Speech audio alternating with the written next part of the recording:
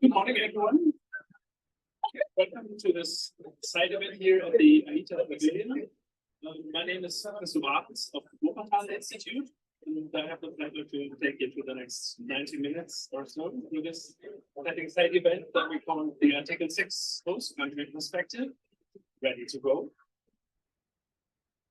And when it comes to Article 6, we've seen quite a fresh start this year.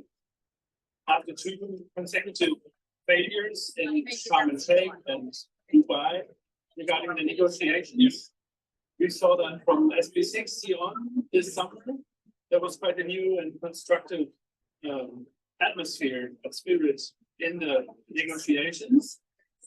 And also many perceived the decisions by the 14th meeting of the supervisory body of the mechanism on crunch issues like methodologies or removals as quite a game changer, which actually resulted in the culmination at the beginning of this talk, when on Monday the CMA adopted the recommendations of the SBM, technically making the Article 6.4 operational, but at the same time there's still some discussions going on, as we all know.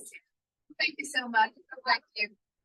But this makes this event even more on the spot, as we'll be focusing on the question today: where do host countries stand in terms of readiness for Article 6?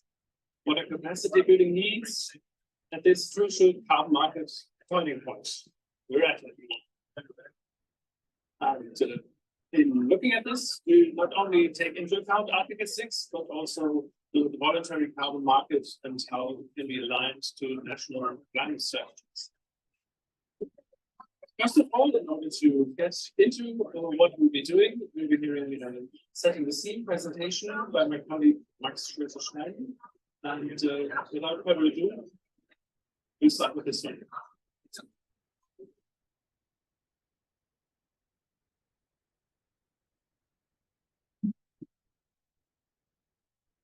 Hello, everybody. Good to see so many familiar faces. So, as Christoph said, with this short 10-minute presentation, we just want to get the same schematic flight altitude, how you would say in Germany, probably quite a bad word translation. And in order to do so, we just focus on 3 quick things to whether theoretical considerations, which do derive from paper we wrote, which is the carbon market's risks and benefits for host countries, and the host country readiness, like things you need to consider. And the second, to just further set the scene, the current public and private policy developments. So, starting with carbon markets, risk and benefits for host countries, this is an overview of assets where benefits and risks could materialize for host countries. And many things will not be new for you. It's not a new news that there are, regarding NDC implementation, there are benefits that carbon markets can contribute to the NDC implementation, while also having the risk of overselling. But then maybe if you look towards data that when you engage in carbon markets, it actually can improve the data quality of your greenhouse gas inventory. And with this assessment, you also can identify untapped mitigation potential. We do not find any risks. So if you have something in mind, we'd be here to hear that later in the discussion section. And also maybe just another thing to point out: reputation. There actually can be positive and negative materializes of in how far carbon markets can or how far reputations can influence your carbon market engagement. So when you are a host country which is having very ambitious, straightforward carbon market strategy, that could be positive for your reputation as you are perceived as a forerunner, while at the same time, if the mitigation projects in the country are not very well actually perceived as a more not that ambitious country, that could maybe even back to national climate negotiations, and so on. So when you then actually consider how can host countries be prepared for navigating through the power markets landscape, we came up with this rough sketch of consideration, strategies, and framework on how to do that, as the participation in Article 6 and also the voluntary power market, as it says, are voluntary. The host country first needs to decide whether they want to engage or not want to engage. And in the first stage of all that are political considerations. So the decision whether the engagement in power markets is completely actually desired. So thus the rationale of power markets is in line of my political position. In how far does it fit into my NDC, into my long-term development strategy? And for that, you could do a first primary assessment of the risk and benefits, which were sketched in the further slide. And you could, of course, come to the decision that no, we do not want to take part in power markets. That indicates this little dotted line, then you just continue further on with other things. If you say yes, for us it makes sense, we identify risks and we know how to materialize benefits, then you could go further and say, okay, then a host country needs to have a power market strategy, which in the ideal case first starts with an in-depth assessment of the risk and benefits so that you actually know in how far power markets can work for your country, for the host country. You can conduct an analysis of the demand side, actually checking what credits are or what project types can I do in my country, and how far are these credits that actually are asked for on the international power markets. But at the same time, the strategy needs to be rather dynamic because the power markets we're facing today are quite a dynamic nature. So the power market strategy of the host countries itself needs to be able to adapt to these dynamic processes. After the strategy, you then should focus on a governance framework. So actually clarifying how the engagement of power markets will be governed in the country, and who then actually will be in charge. So really having a clear set of responsibilities. There should be a clarification of activity approval and criteria, deciding what parts of the economy shall be covered by power markets, which technologies, which type of project types, which also are aligned with the national priorities. So that connects back to the NEC and to the overall strategy the country has. Also, one thing you can consider is actually the clarification of, can I track how the credits are being used in order to ensure that the use of the credits is also in line with the national priorities.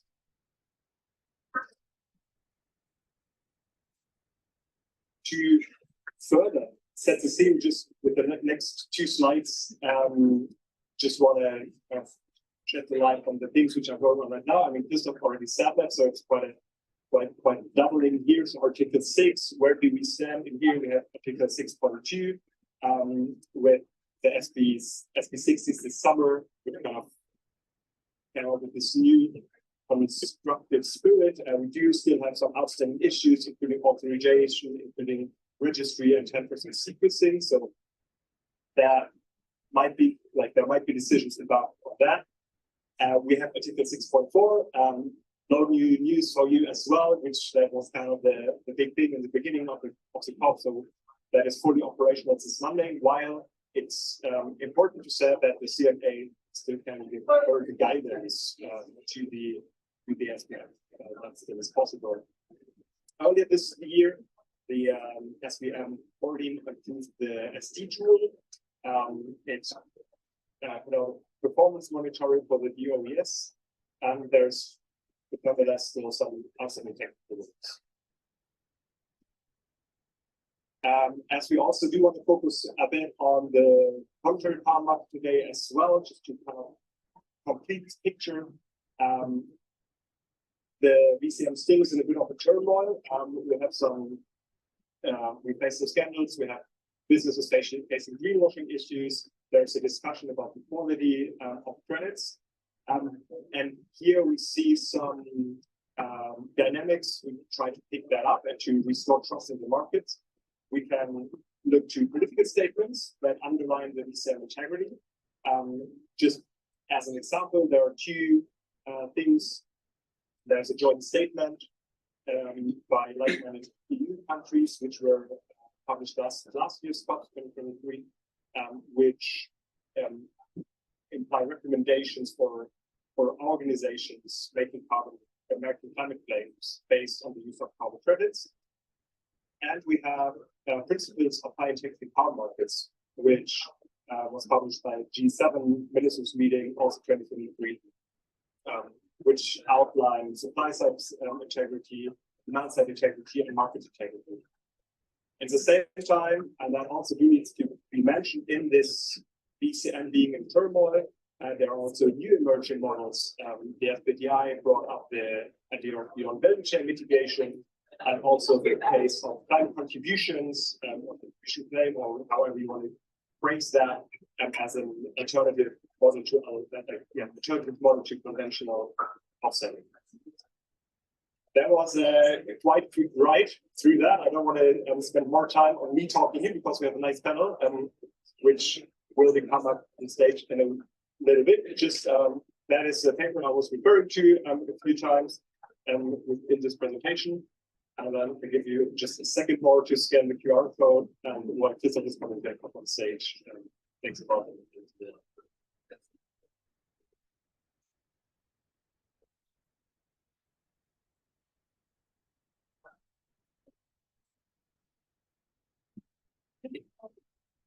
Thanks very much, Max, for this quite comprehensive introduction here.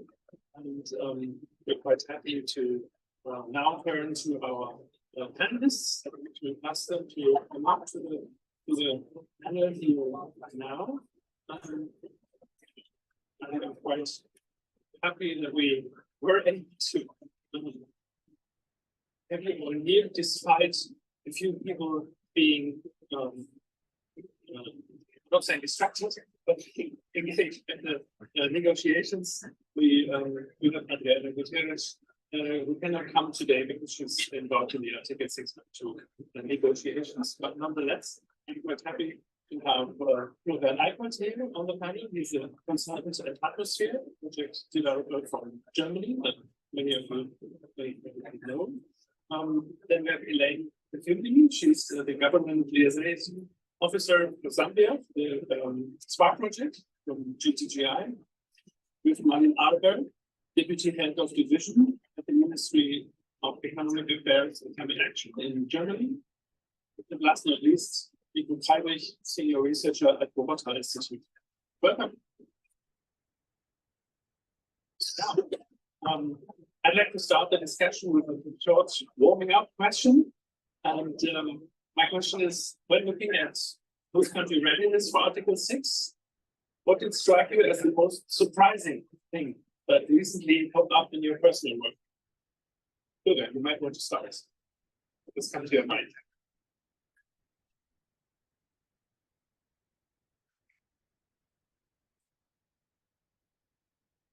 No, good morning, everybody. Thanks for the invitation. Well, that the improvement, the fast improvement of 6.4 was quite a positive surprise to me, I must say, and I think it's great that we now have again a more or less functioning multilateral framework for the carbon market to be active in. That was missing for a long time. There are many shortfalls in the voluntary carbon market of quality, of high integrity. It's very important that countries now are again in the driver's seat, and we have transparency and multilateral oversight. So I was very happy. Of course, it's just the beginning. There are many things still open, many processes, methodologies to organize, but it's a starting point, and I guess we are building the plane while it's flying. Thanks. Elaine, what's your take? What did you find surprising recently? me, I think it's what to do with day-to-day support of the government. And I think what has been surprising to me is the uptake of the highest political office within the government taking an interest in public markets and asking for one-on-one capacity building at 6 a.m. Every day for 2 weeks. So I think it's quite insightful and exciting to see at a high political level where that interest is taking them wanting to understand in which direction they can drive a policy even at a parliamentary level.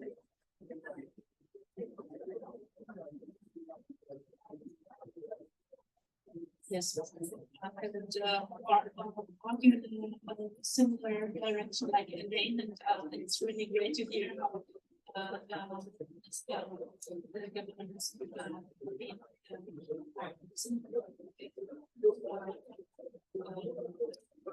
increase their efficiency and their engagement in government.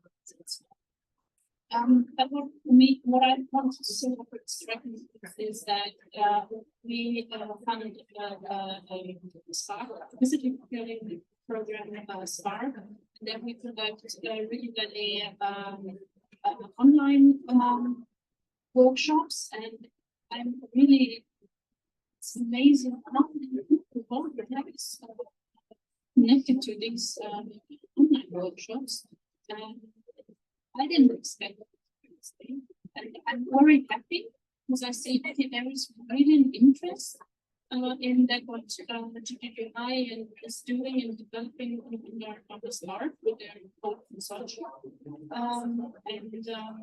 Yeah, so the interest in capacity building on Article 6 is really increasing, and that's great. I don't think it's surprising it's not from the last month. So it was last year when we did a roundtable discussions with negotiators rather than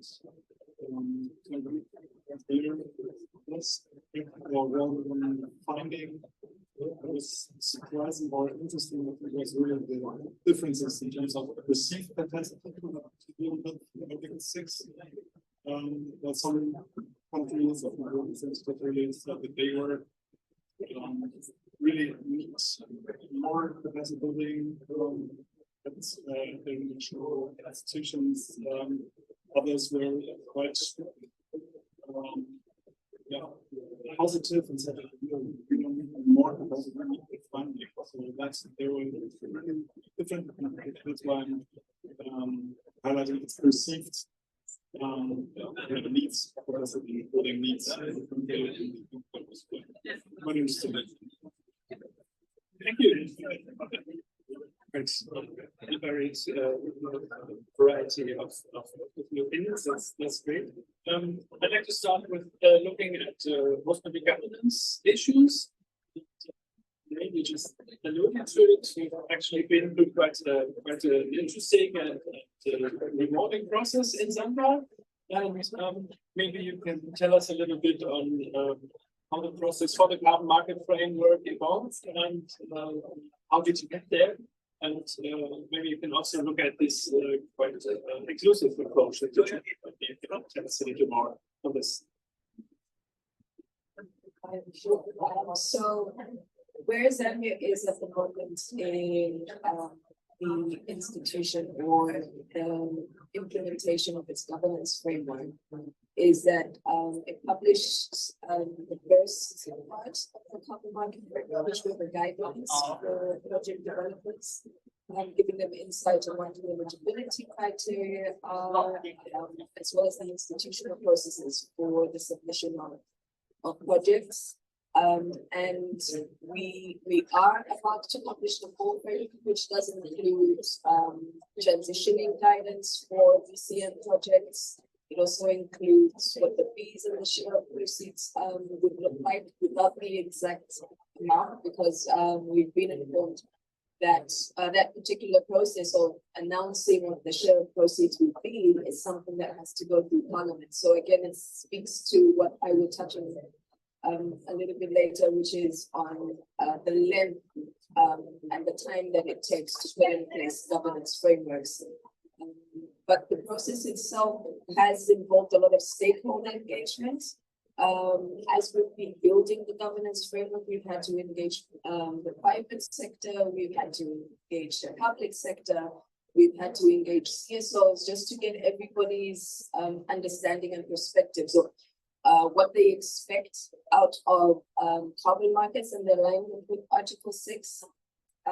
We have also had some lessons, which is that you can't exactly please everybody around developing the governance framework for carbon markets.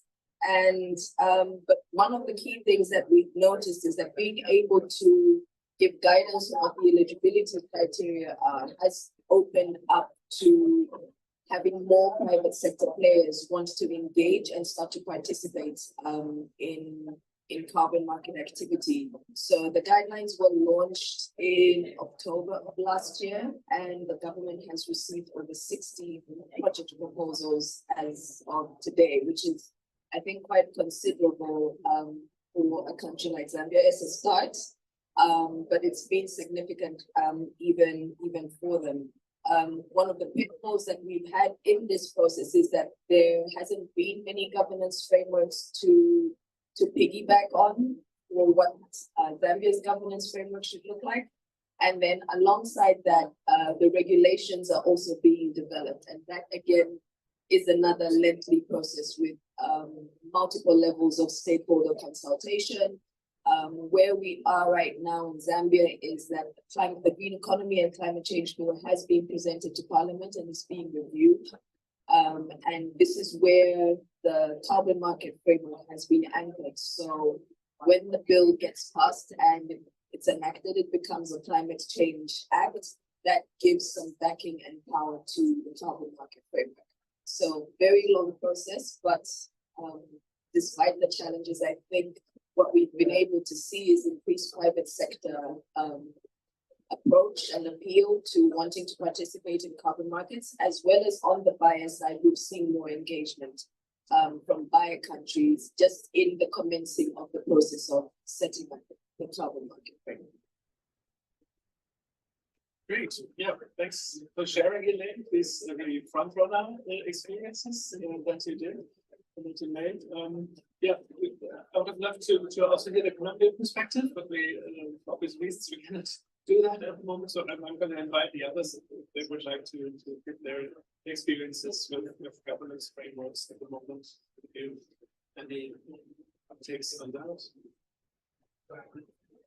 Yeah, it's great to hear your support. I think it's very important to support governments with thinking about the role carbon markets should play,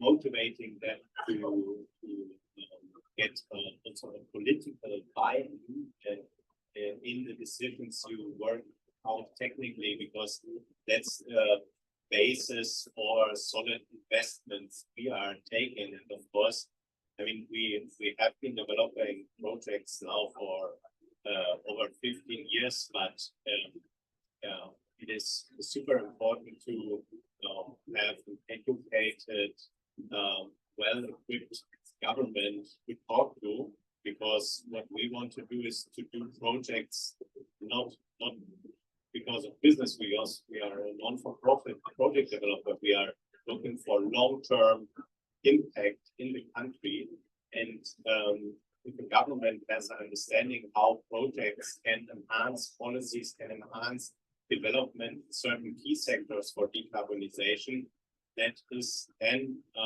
an argument for investors to put their money in, because it has really a long-term impact in the country. So thanks a lot for your work. That's super important for us as project developers. Thanks. Would you like to give it, Martin?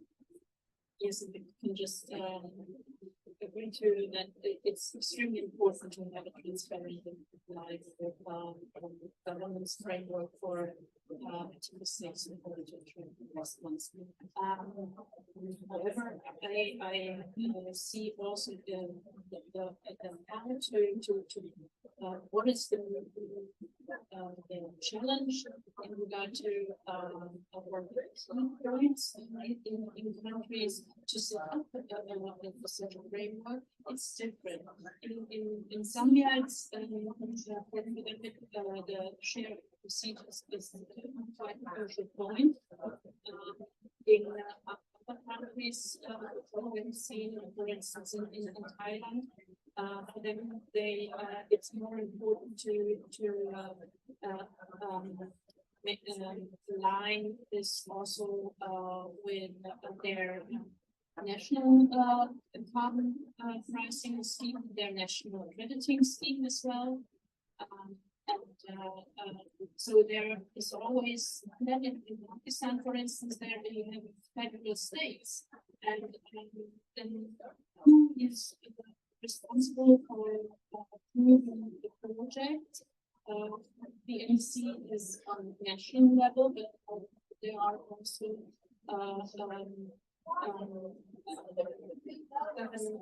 the responsibilities and state. So it's really to take into account the national circumstances.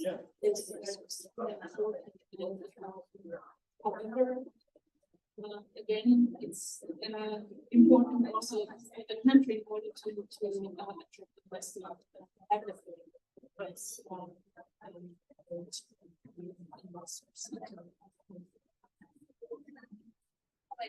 Thank you, Marty, for bringing it onto these perspectives from other countries. That you know from your work. Maybe Elaine, one follow-up question. You rightly pointed out that there's so many things happening at a time. There's national regulation which is evolving. There's also the international framework that's still being under development. So maybe you can say a few words on how to manage all these different moving parts and what your experiences are in creating a solid framework, but at the same time being flexible and adaptive. Yes, so yeah, it has been very challenging, and I think this is one of the reasons why the carbon market framework is being published in parts, just so that we can align what are the decisions that are being made at the international level, and then how can we now translate that into the local framework. It was easier to start with the eligibility criteria and setting up the institutional processes, because that was decided even at a global level quite early on what was needed with regards to the strategy and the framework itself. We were also able to start to draft what is required for transitioning, whether it's a CDM project or a BCM project to address 6.2. Still not very clear on 6.4. I guess now, as of Monday, then we can start to see, okay, how do we clarify that? But for BCM project components, we want to transition to 6.4. So I think what I can say is that we were very careful, even in the drafting of the regulation, to not lock in the detailed information that would sit in the carbon market framework in the regulation, in the law, rather in the act, because it's very difficult to change an act. But if we put it in a framework and then we translate that framework into a statutory instrument, it's easier to change a statutory instrument. So I think that's one of the ways in which Zambia has approached that, in that the act itself is just giving like an overarching frame of carbon market governance, and then the detail is coming in the carbon market framework, which you can amend and edit as and when things change or the rules change.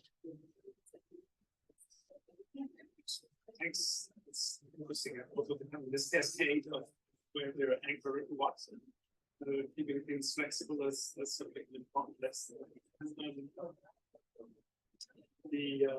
yeah, maybe I'd like to turn around the perspective a little and look at investor and buyer perspectives, like coming from the other end. And maybe turning to Florian, I mean, you've developed numerous projects over the years for potential buyers, with a special focus on high quality projects also. And I mean, yeah, we've touched upon several issues right now. We have a very good example here from Zambia with a very promising host country. But maybe you can delve a little into more. What's your view on readiness, signals you need from most countries, and what are your experiences in terms of barriers and risks? Yes, well, we started very early to engage with host countries because we had made experience, very positive experience under CDM, that acquiring country modernization leads us to a better relationship with the government in the long run. What happened in the voluntary carbon market, and that projects have been developed without government approval, has a certain disadvantages, I would say, and it is important to align with government framework. So we had quite a good starting point and open dialogue with all projects with the governments because they were already known to the governments in the CDM. And we started to get letter of approval or under the Paris framework, even though there were no real guidelines in place, but we wanted to send also a signal to the market that it is possible to collaborate with governments, even though frameworks are not yet in place.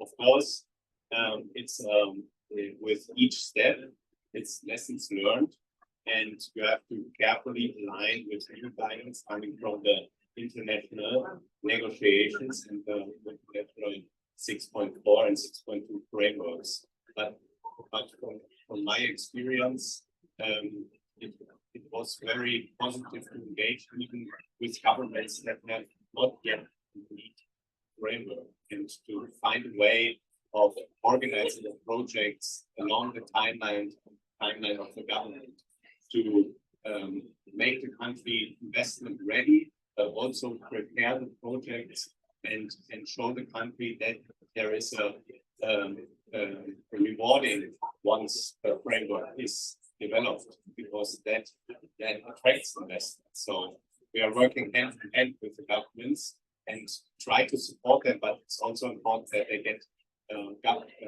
multilateral support for readiness, because we as a project developer, of course, have an interest, but we are not the ones that can completely support with setting up the right framework.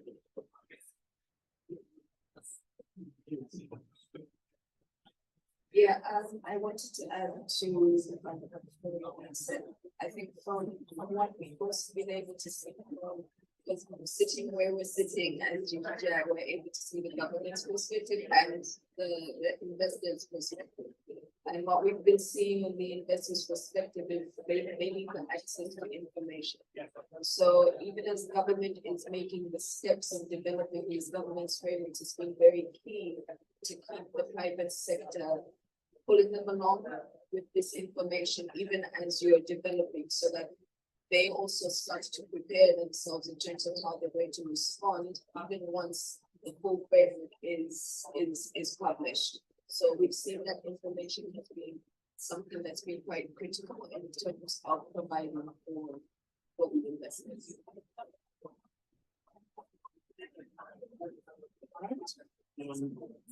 Maybe one follow-up question would be like, compared to the CDM work that you mentioned, Florian, governments have far more competences and duties now. So my question would be, what is your perception in terms of capacities, and how do both countries manage to really get into the driver's seat and get active? We can stand here from Zambia, but maybe you have also experienced Well,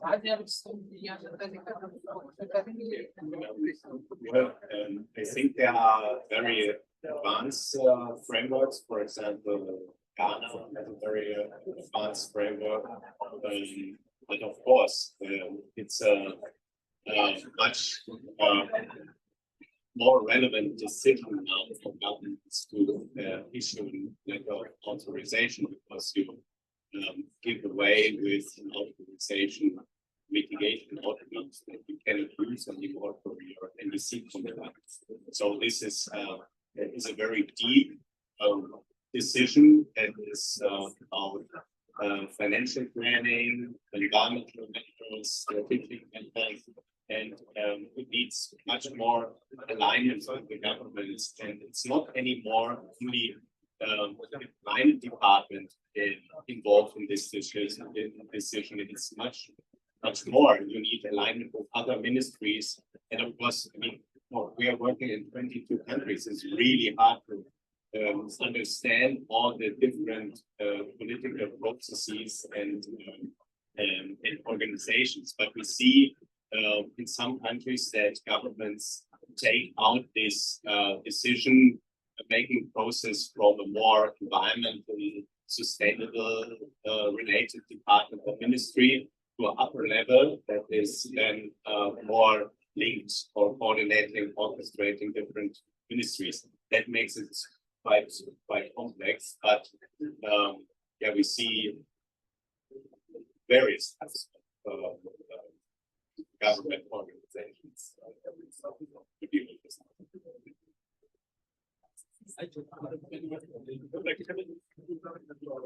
Yeah, I would like to add another perspective. As you might know, Germany is now a compliance buyer of Article 6 credits, and but at the same time, we support countries in their endeavor to be ready for being engaged in Article 6.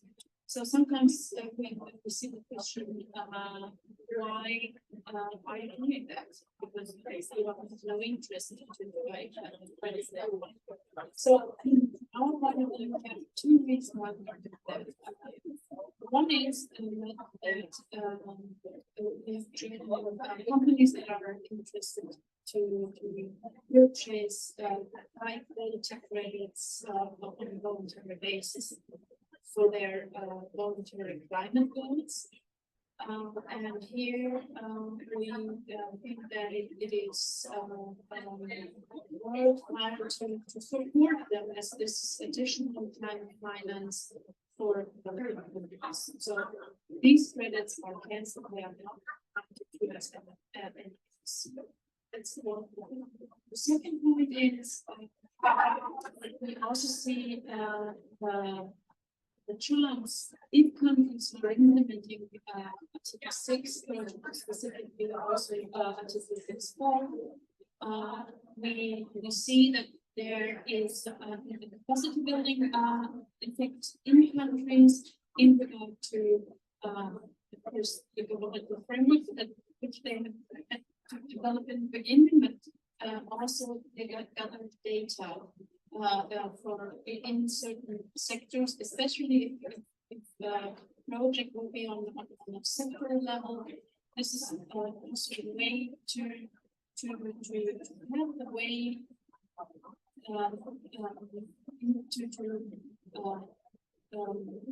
to develop their own pricing scheme in the longer run. If they are able to implement the technology with the Article 6, and then later on they can take the mitigation activity on their own responsibility and include this in the MSC, while the maintenance costs are much lower than the investment costs in the beginning. So this is the way countries can use it strategically, and we see that there are many opportunities to drive and enhance ambition.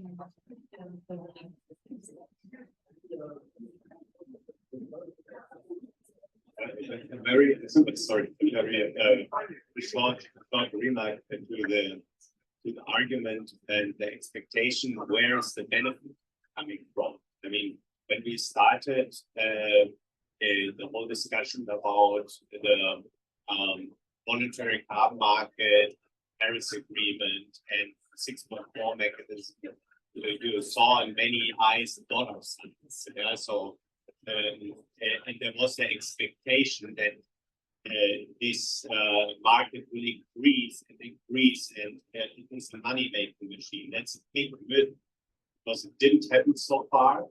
And you have to unpack each project and each sector to see exactly where our benefit is coming from.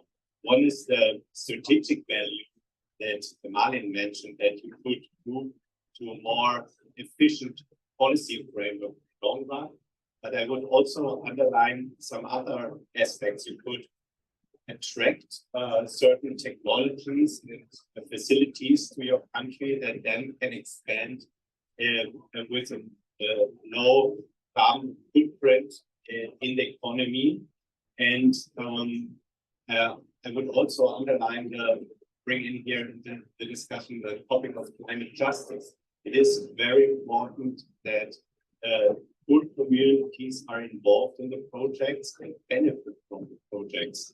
And the values you can achieve with the project are immense. You can have health benefits, you can have additional income. It's not only the share of proceeds of the project or any direct monetary value from transaction. The benefit comes from underlying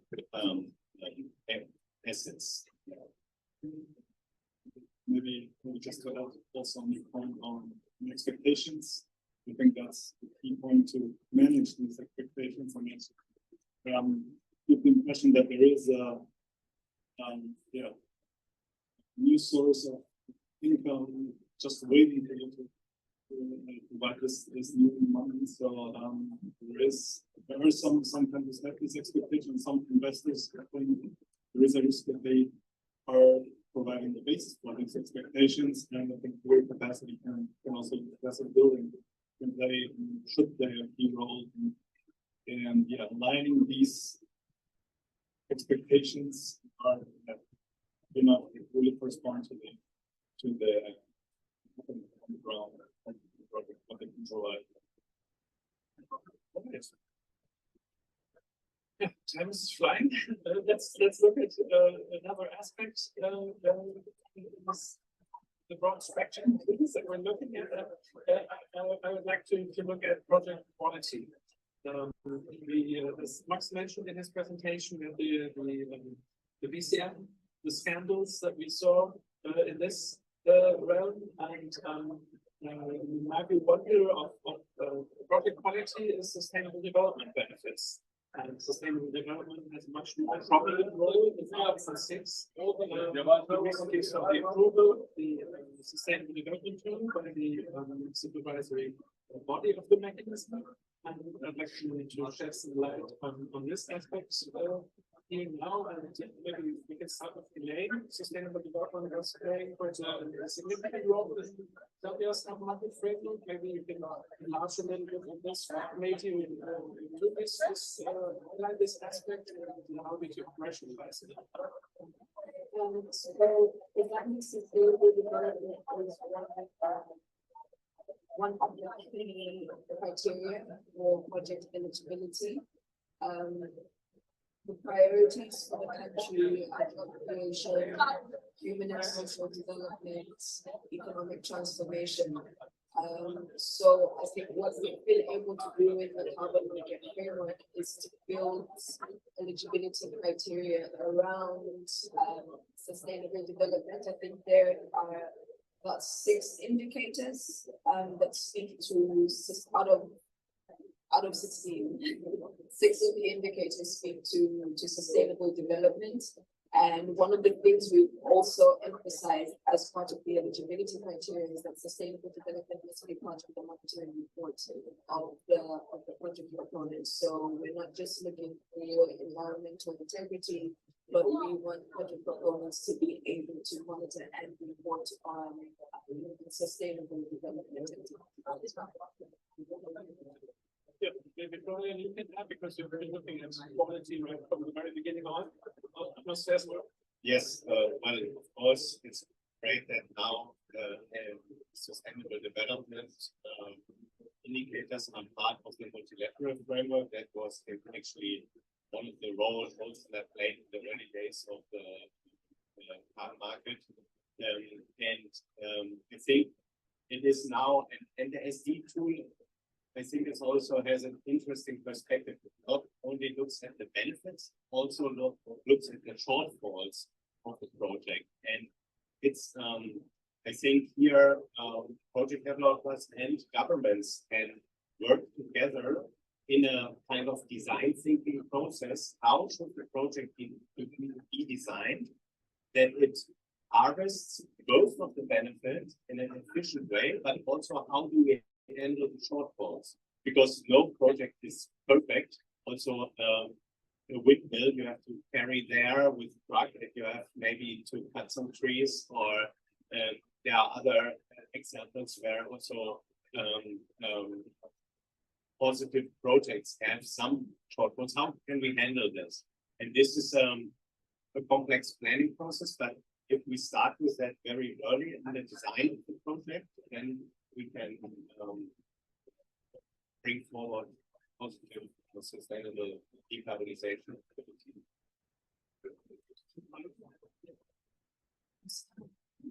I would say we have similar great step forward in regard to the 6.4. It's first the standards which are already mentioned for developing and renewables. We believe that this can be a reference standard and also one to be standards as they set the bar in our view. However, this the adoption of the sustainability tool as well as the adoption of the grievance mechanism is at least also very important for the project impact and the quality of the project around. And here, I would say it's a huge step forward also in regard to the CDM that sustainability tool is mandatory. It's not for free. You have to do it, and it's mandatory. It's the monitoring of the impact of the sustainable development indicators is mandatory as well. So this is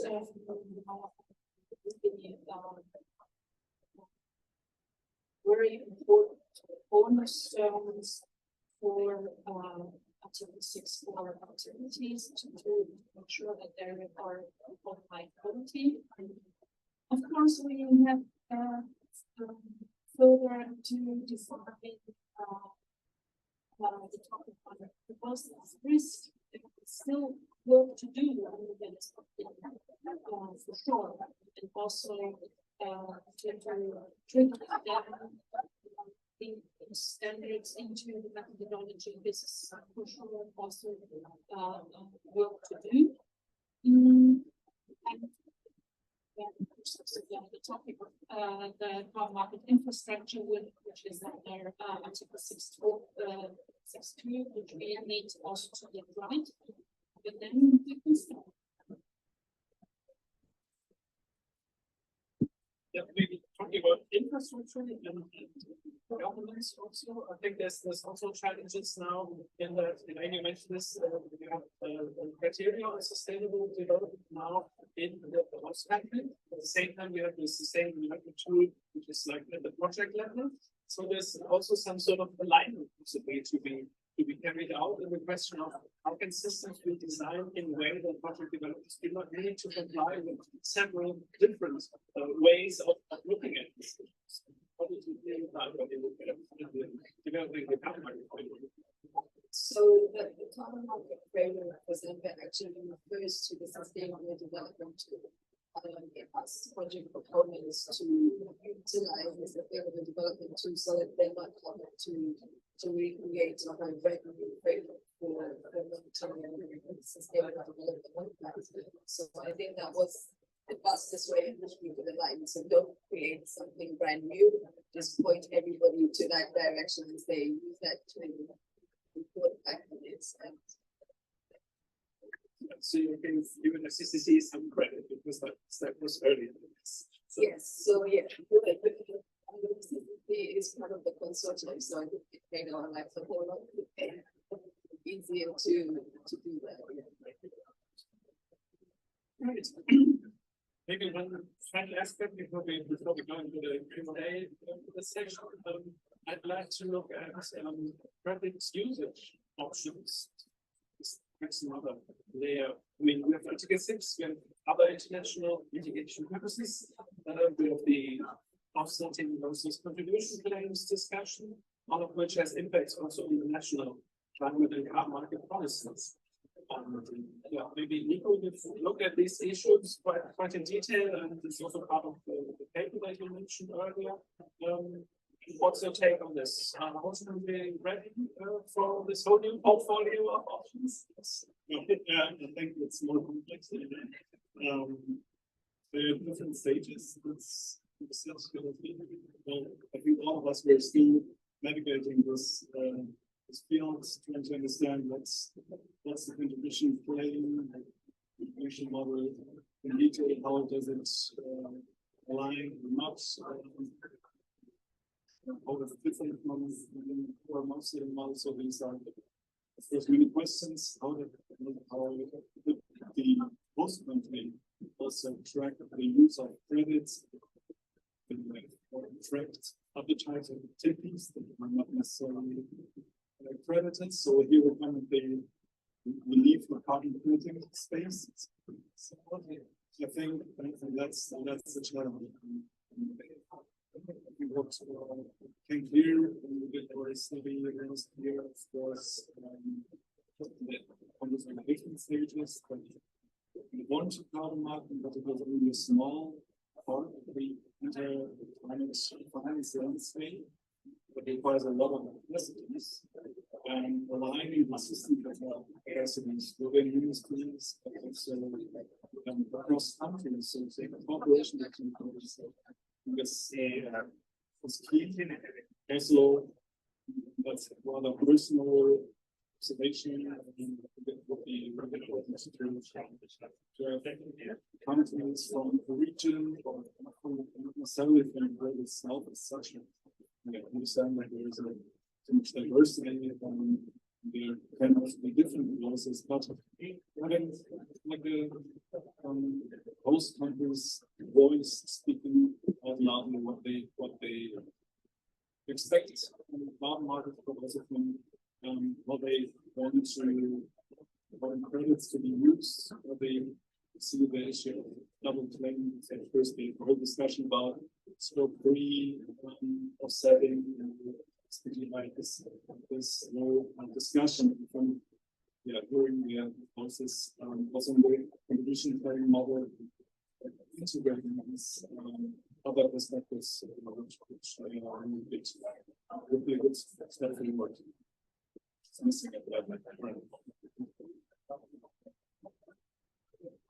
You managed to go to perspective, how do you manage all these different options? I think from Zambia's perspective, I think the first thing the country would like to do, especially that there's been a lot of voluntary carbon market activity that's been happening in Zambia, and the government has had no insights, no idea what's going on. So I think with the onset of Article 6 and putting in place this governance framework, I think the first priority is we want to know what's going on.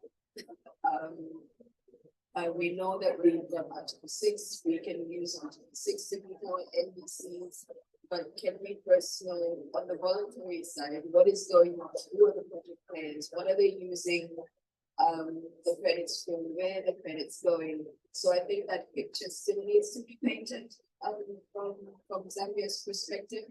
And it's more double-sided. They know what they would like to do, with carbon markets in terms of meeting NDCs. But then they also would like to know what is happening at the moment so that we can also see what is the full landscape on usage of credits given the state as a country.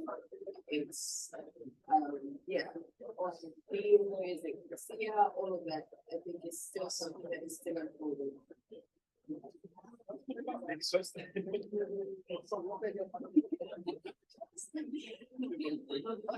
To add is that I think that countries should take a strategic approach on that question because and be aware of that different types of credits will have a different price. So in Article 6.2 or 6.4 project that are issued for NDC compliance, there it's very likely that this price will be higher, and it can also increase in regard to PCI. So if you can use them for compliance purpose on international level, they will have a higher price. But most people can also then say, okay, we only sell our high-hanging fruits. So, and there we use Article 6.2 and also want to jeopardize the own compliance in compliance. Then they have also the opportunity to issue or to define mitigation contribution units where the emission reduction remains in a country. And here, of course, those you may ask who is interested to buy those. But as we explained, in Europe there are no compliance buyer, but there might be a case that corporates are interested to purchase such kind of units, where they then can claim supported XY country in their industry implementation. But of course, the price will be probably different there. And to consider this when they define their eligibility criteria for to the 6 Yeah, sorry, we have looked at alternative approaches quite early. Yes, I agree. There are different prices for ITMOs that you can use for APC or policy compliance and also in the public carbon market. I think it's very appealing to corporates to get these ITMOs and retire them for voluntary purposes. So you take out compliance unit out of the compliance system, and that forces, so to say, the actors in the market to raise ambition because they have to get the mitigations somewhere else. The other way, there's also appetite for targeted climate investments, but what is here also can happen ambition raising if the government points to certain sectors, certain activities that would lead them to an enhanced policy, and you facilitate this then towards enhanced policies without putting the pressure on them getting the influence. But of course, it has to have also, I would also recommend in these projects, not just doing the project and leaving the government out or doing whatever you like as a project developer or investor, what you think is right. In a dialogue with a host country government is necessary to harvest the long-term benefits from improved policies where your project in the end shows long-term results. Thanks. Thank you very much for your insights. Yeah, thanks for replying. So maybe to conclude before we go to the Q&A session, so back to our title maybe, are we ready to go? So maybe if each of you could come up with a short statement on If you had one wish, what would be your wish in terms of readiness from your perspective? What needs to happen? What's still outstanding? What's your targeted wish? All countries would have economy-wide ambitious NDCs that points us to the 1.5 degree target with equipped infrastructure for carbon markets to be active and the appetite of investors taking this up. I guess that's only a wish that is very hard to fulfill, but it's still a wish. Can you top that? I wish would fill up Santa's bag, but I think for me, my wish is every single stakeholder that is involved in the operationalization of carbon markets to be ready and so not just the ministries that are coordinating and operationalizing the carbon markets, but we're talking about the Ministry of Justice, for example. Give an example of Zambia. We're getting into bilateral agreements, we're getting into orders. Does the Ministry of Justice know any of that? Ministry of Finance wants to know, okay, is the share proceeds is going to be coming from carbon markets contributing to the national treasury? It's not. Where does it go? What do we do with it? So, more holistic all the different players where we have a role to play, being aware of what we're supposed to do. My wish is that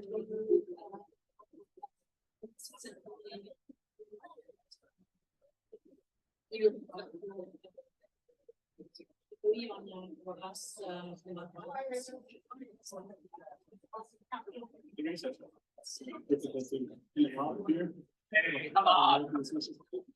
don't want to wait my points regarding the regional cooperation and peer-to-peer exchange across countries from the south, being supported by funding from the global north, public funding by the meetings, so to ensure conflicts of interest, because I'm seeing a lot of capacity building being supported by private actors.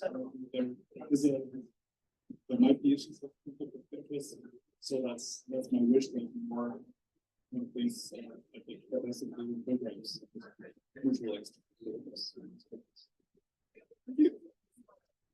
Okay, that was fresh, and then we turn to the audience and to answer the guys. I've seen a few things. Maybe Axel, you are first. Someone was carrying a microphone. Thank you.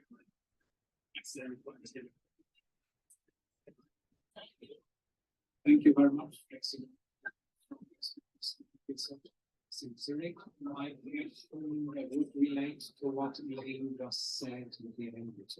Holistic approach. We see a lot of capacity building programs competing with each other and coming to a conclusion. For example, I would be interested in Elaine.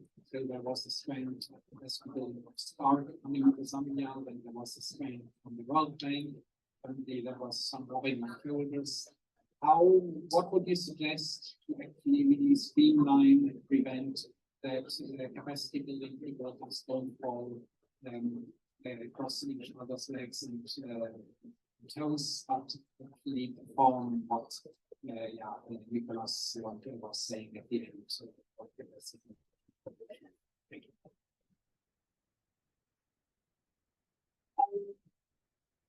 The answer to that question, what I think is that there needs to be improved coordination with the host ministry, because at the end of the day, if different agencies are going to come into the country to do capacity building, their first point of contact is the ministry that hosts or coordinates carbon markets. So if the hosting ministry is able to identify and say, this program, this one's doing this one's proposing to do what the other one's doing, so maybe they should pick up where the gaps are. I think that's what I would suggest, better coordination within within the host ministry, and in that way, we are duplicating efforts from the different agencies, but rather expanding the money.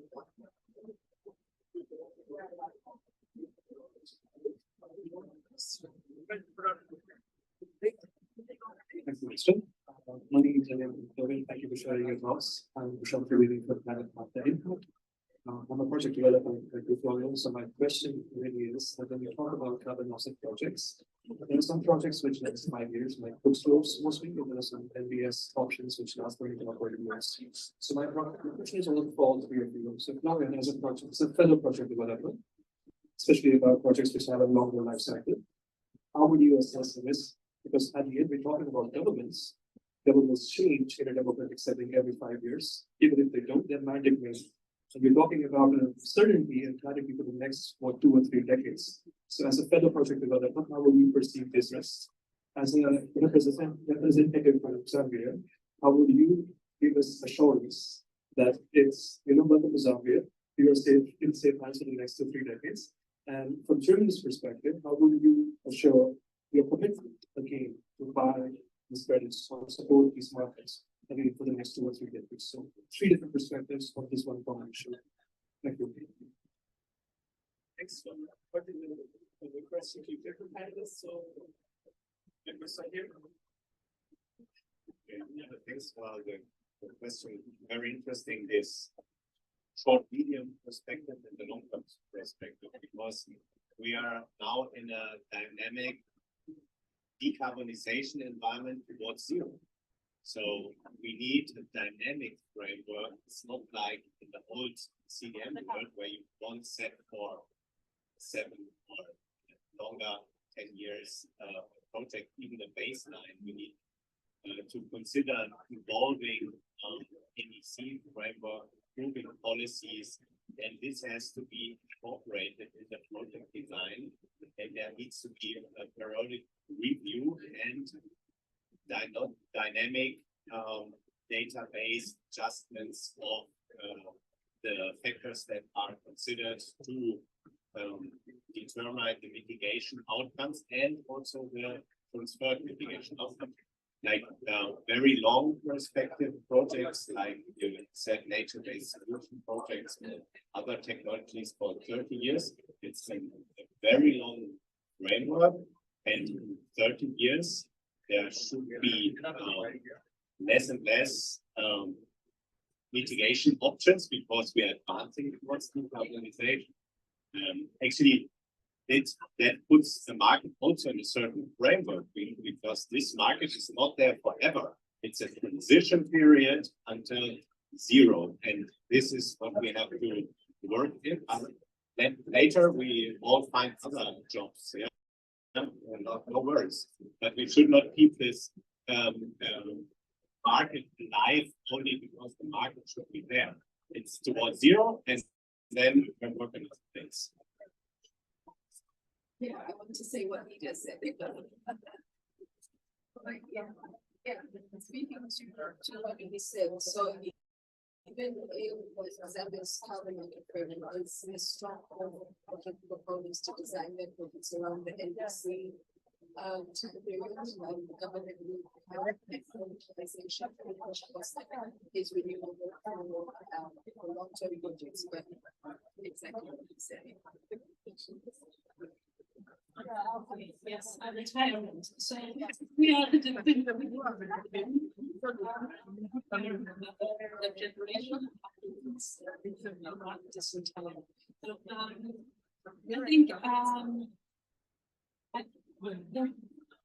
the most important thing is to do legal security. It's the only possibility of the government to act. I mean, like, of course, I can't promise how the voters will report in 5 years, or 10 years, or something like that. But if we have our designs and framework, and especially also international context, it's also the European context is it's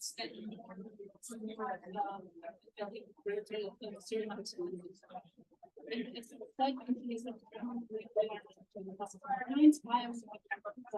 there is no promise that we will change this approach.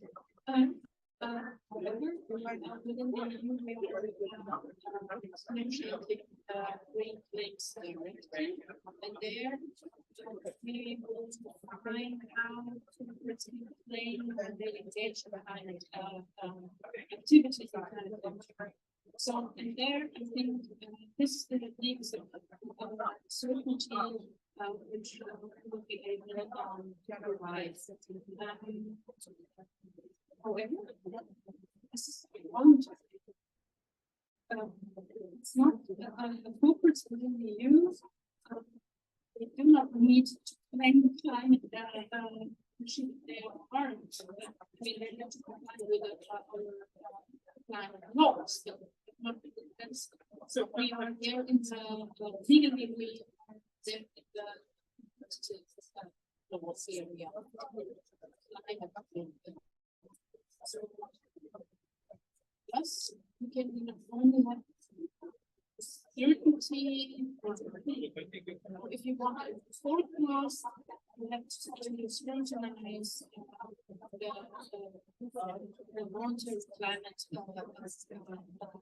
targets in the high and Thanks very much, Marty. And, maybe also to bring in the voice from Africa, Usman, I'm happy to have you here. Please go ahead. Thank you. Thank you, Christopher. I'm sorry for the. I just wanted to have a contribution, comment on capacity building in regard to the question posed by Axel on donor coordination, and also how to make Article 6.4 operational in our respective countries. I'm Usman Balsa, coordinator of the West African Alliance on Carbon Markets and Climate Finance.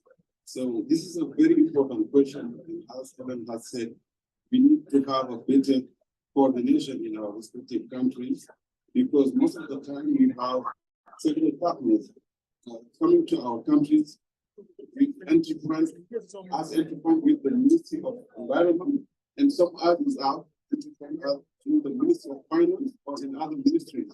So they might not be in the same page in terms of what to do and where to act. So that's why we are now trying in the West African Alliance now 16 member countries to create what we call the carbon market platform, national carbon market platform, where we have all the key stakeholders represented in the host country, and where we will also organize those activities related to capacity building and mainly the involvement of the private sector. I think with this framework, we can now do a kind of mapping of all actors while really forward intervening in the country and this will facilitate the synergies, the complementarity between actors. And this is something that is really important. Otherwise, we will have so many implications of the cost. The other thing is that we have recently adopted the standards. It means that in terms of technical capacities, we need capacity building for our DNAs, for our host countries to see how best these tools like the SD2, the new standard for methodologies can be applied in our current projects across countries. A very big challenge that we are now facing. That's why we have now in West African Alliance and Carbon Markets trying to identify some local expertise and organizing countries in clusters where each cluster will be accompanied by one local expert. So we will try to group our member countries by geographical neighborhood or by language speaking. So we will have Senegal, for example, Senegal, Gambia, in the same area, sponsored by one technical expert, or will be assisting the DNA to how to better build the capacity and how to assist technically the DNA to understand and also apply the new standards and the new tools by organizing regular trainings and facilitating exchange of experiences. Because in the region we have some countries who are really advance in terms of regulatory framework and some other this being so we're going to be inventing the wheel, create this kind of cluster where people can use for each other. So these are some ongoing experiences that we are now applying in the rest of the region. I want to share with you. Thank you. Thanks very much, Usman. And yeah, so thanks for coming. You could make it to the panel on time because you have other duties to do. But really, thanks a lot for sharing these views from the ground right here now. Thank you so much. Yeah, we have time for one more question. I think the gentleman in the back, you were first. Yeah, maybe a short, quick question, and if it's directed to one of the panelists. Great, thank you so much. It's my understanding that the treasury carbon markets will become native. 60 million tons are already retired across our portfolio of projects in the last 23 years. What I'm interested in most in there talking about capacity building is how do we work with countries as private developers to understand the ramifications instead of developing on regulatory policy and diversity.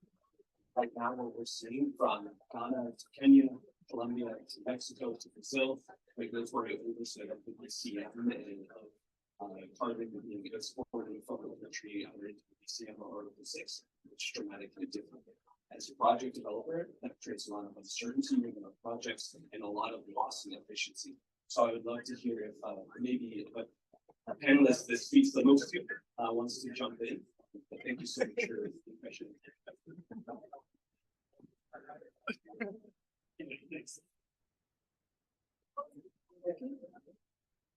Yeah, I think I had mentioned at the beginning that what Zambia has been doing is that there's been very close coordination and cooperation with the private sector through the process of developing the governance framework and the laws and regulations. And I think I'll iterate again that has been quite helpful in getting the project proponents prepared for what is coming and giving them insight on what is coming. So I don't know if it's just has been other African countries, but I think that has been very key for us is constantly engaging, and it's not a once-off. We try to have building workshops with the private sector at least twice a year. Every time we're getting into the next chapter of the carbon market, where we share with them, these are the guidances that we are putting in place. Do you have any feedback? Do you have any challenges? And we try to incorporate that into the actual framework. Thanks so much, Elaine. And yeah, we're a little bit over time, so it's going to make it short. I hope we're all ready to start now. And I'm just going to thank everyone participating. I'm going to thank the panelists, and Nico, and we can give them a round.